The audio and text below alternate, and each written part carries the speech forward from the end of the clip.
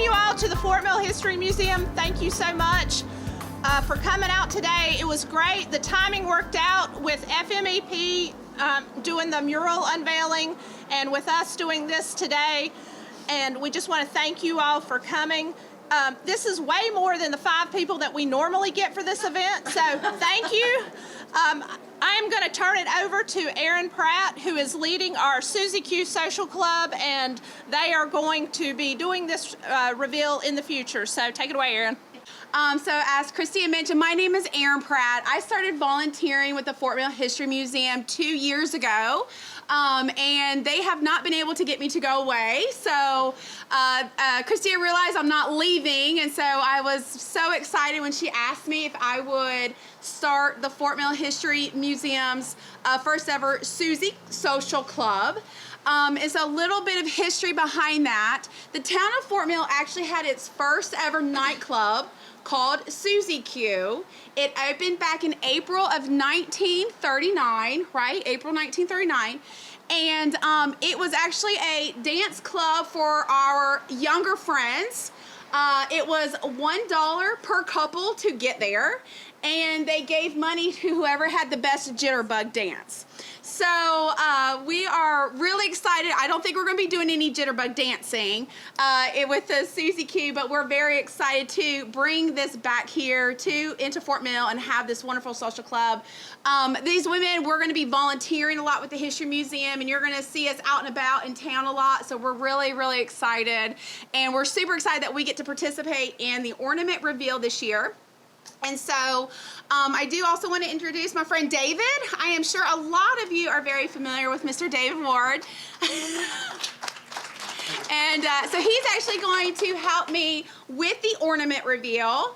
And then I also want to introduce my friend Kristen, who she is here with our little friends with the Strawberry Queens. And I was going to kind of let her give a little spiel first before we go do our ornament. Thank you. Hey everyone, I'm Kristen. Nice to meet you. So I am the new director of the South Carolina Strawberry Festival pageant, and we have a couple of our current Little Queens here this year. So we are a nonprofit focused pageant, and the nonprofit that we are going to be focusing on this next pageant year is York County Foster Closet. And so what we have up here is an angel tree, and they have a QR code that you can come up and scan, and you can donate any amount that you're able to. And it will help children who come into care over the holidays so they can have a Christmas. And believe it or not, there are children that come into care literally on Christmas Eve. And so we're trying to help them be able to have a Christmas and have something to just, brighten up their morning, in a very hard and trying time. But anyways, I would like to introduce a few of our little strawberry queens. Hi everybody, I'm Emma Kokoski. I'm the junior teen Strawberry Queen, and I go to Pleasant Knoll Middle. I'm in 8th grade. Hi, I'm Paisley Kaufman. I'm a 5th grader, and I am a Strawberry Queen through 10 and 11 years old.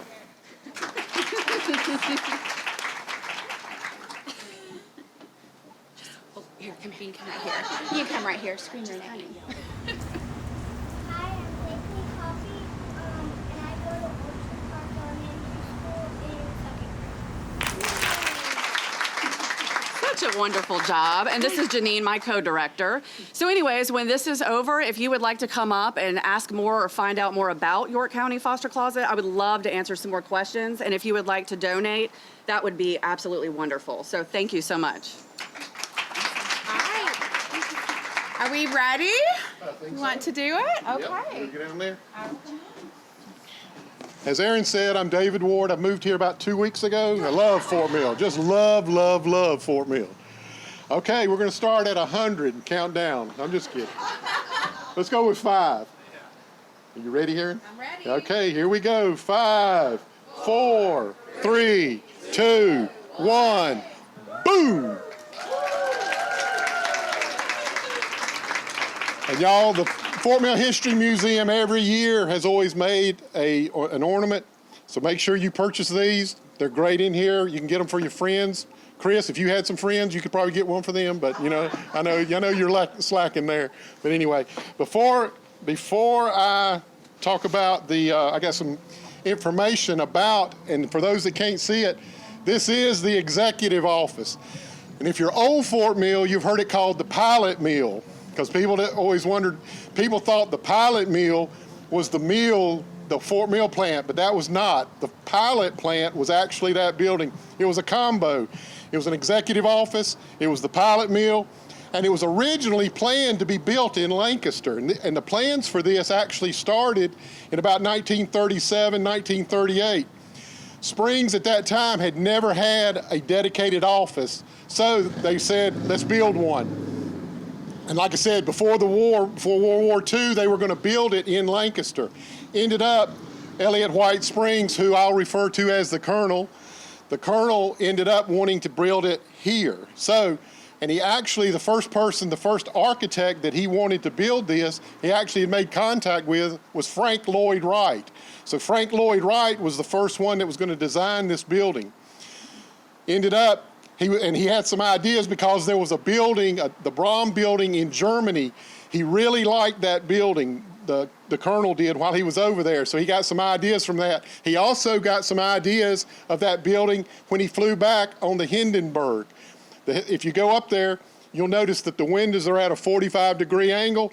Well, the reason it is because he got that idea off of the Hindenburg so that people could come up and still look down when they're in there, just like that building there.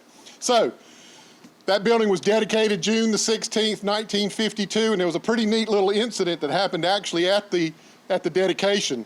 They had the ribbon stretched across the front door. The Colonel was bent over with his oldest grandson, Buck Close. So he was sitting there bent over, and Buck had the scissors. He actually snipped a part of the Colonel's ear when he was going after that. So, man, it was blood from the very beginning, you know. But the thing that it's pretty neat, and for those that, if you ever get a chance to take the tour of that place, it's just phenomenal of what all the Colonel did. He's one person that I would have loved to have ever got to meet. And he was just, I always tell people, he was about 60 or 70 years ahead of his time with some of the stuff that he was doing. If you go in the executive office or the pilot mill or the R&D, that's what that was there. The thing that he didn't get Frank Lloyd Wright. In fact, he made contact right after the war. Frank Lloyd Wright couldn't commit to being the architect for that. He actually got a firm, the Robert and Company out of Atlanta is actually who was the architect that designed that building. It's just got a lot of neat things. It's designed, it's shaped like a plane. I know a lot of times when I'm flying in from work, I can always pick that building out real quick. I remember growing up, if you lived here in the neighborhood in downtown, you always remembered the helicopter that used to land on the top of the pad there. So it was that. But as far as the, just again, he wanted, when the original design, he wanted his office, the Colonel said that he wanted it laid out, and I'll talk about this in just a second. He wanted it laid out so that his office was an elevator, meaning he could go up to the first, second, and third floor just by his elevator and having people come to that. It ended up, and let me read one thing that I pulled out. As far as, if you ever get a chance to read one of his many books that the Colonel wrote, and he was, in fact, that's what his real dream was as far as being an accomplished author and playwright. So, but one of the books is called Clothes Make the Man, and it's actually a combination of a lot of little stories. But what I did, there's about 5 or 6 little clips just to kind of give you guys an idea of what the Colonel was like. And I don't think he was a guy that he knew what he wanted and he knew when he wanted it. And some of the stuff, there was a guy by the name of E.L. Scruggs who was the plant manager responsible for building that.